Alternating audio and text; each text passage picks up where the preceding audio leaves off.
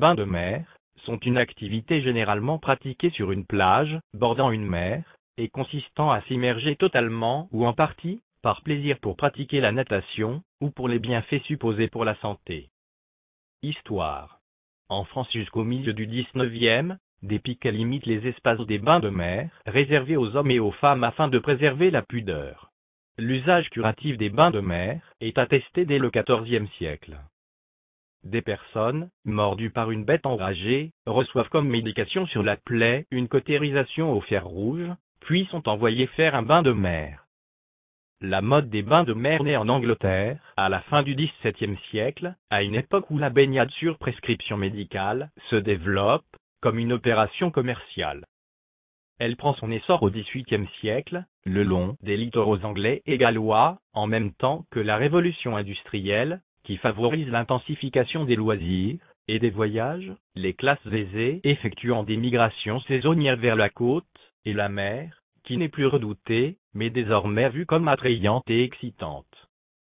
En 1753, le docteur Richard Russell publie les effets des bains de mer sur les glandes, conseillant de boire l'eau de mer, et s'y baigner pour des raisons médicales, mais aussi religieuses. Il raisonnait ainsi, Dieu est bon, mais a créé le mal, les maladies, il a donc dû placer dans la nature le remède au mal. Le plus grand réservoir des forces naturelles étant la mer, celle-ci doit être le plus puissant des remèdes. Cette pratique est popularisée par l'ouvrage Médecine domestique du médecin William Buchan, publié en 1789. Convaincu par cette théorie, le prince de Galles se rend à Brighton en 1783, pour soutenir l'ouverture du premier établissement de bains dans l'histoire. Les médecins français reprennent l'idée, et dès 1769, Maret publie son mémoire sur la manière d'agir des bains de mer, et leurs usages vivifiants, contre les rhumatismes notamment. La vogue des bains de mer à but thérapeutique atteint la France, à la fin du XVIIIe siècle. En 1785, Cléry de Bécourt fonde à Boulogne-sur-Mer, le plus ancien établissement français de bains de mer chauds.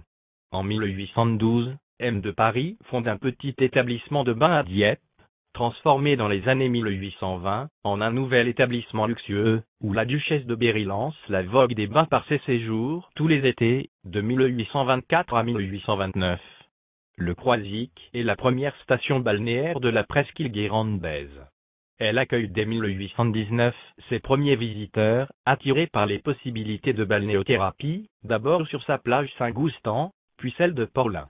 En 1827, La Rochelle lance à son tour son chantier, puis Cherbourg en 1829.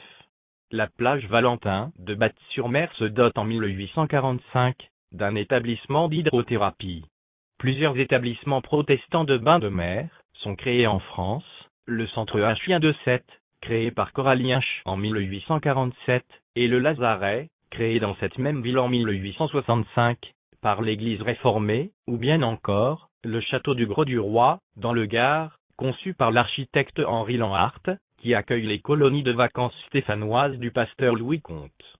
Les femmes, en maillot 6 pièces, se changent à cette époque dans des cabines installées sur des charrettes, tirées par des chevaux.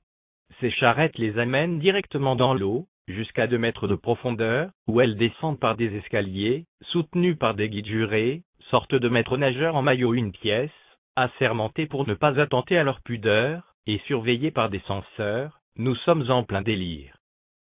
Ces guides plongent à plusieurs reprises les femmes de manière subite et de courte durée, c'est ce qu'on appelle le bain à la lame. Avec le développement des transports ferroviaires, puis des automobiles, la mode des bains de mer se développe ensuite à la fin du XIXe siècle. Parallèlement, la plage cesse progressivement d'être un espace médical, pour devenir un lieu de sociabilité et de distraction, les stations balnéaires implantant des casinos, pour occuper les soirées de leur clientèle aristocratique.